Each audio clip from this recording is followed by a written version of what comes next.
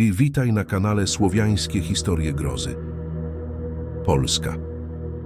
Kraj starych lasów i jeszcze starszych sekretów. Są miejsca, o których nikt nie mówi głośno. Domy, do których nikt nie wraca. Imiona, które wymawia się tylko szeptem.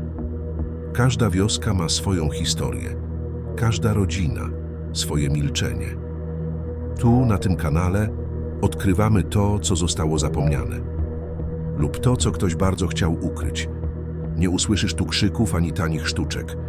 Nie zobaczysz duchów ani klątw, bo prawdziwy strach nie potrzebuje efektów specjalnych. Prawdziwy strach mieszka w ciszy, w spojrzeniu, które trwa o sekundę za długo, w drzwiach, które nigdy nie powinny zostać otwarte. Opowiadam historie osadzone w polskiej historii, w zapomnianych wioskach Podlasia, w starych kamienicach Gdańska, w głębi Puszczy Białowieskiej, na zboczach Bieszczadów, gdzie ścieżki prowadzą donikąd. To są historie o ludziach, o tym, co potrafią zrobić i o tym, czego nigdy nie powiedzą. Każdy odcinek trwa wystarczająco długo, byś zapomniał, gdzie jesteś i sprawdził, czy na pewno zamknąłeś drzwi.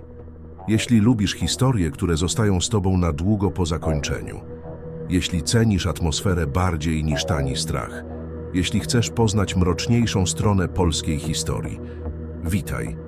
Jesteś we właściwym miejscu. Dziękuję wszystkim, którzy już tu są, waszym subskrypcjom, waszym komentarzom, waszemu zaufaniu. To dzięki wam te historie znajdują swoich słuchaczy. A jeśli dopiero tu trafiłeś, zasubskrybuj kanał, włącz powiadomienia i przygotuj się na to, co nadchodzi, bo niektóre historie czekały bardzo długo, żeby zostać opowiedziane. Do zobaczenia w mroku.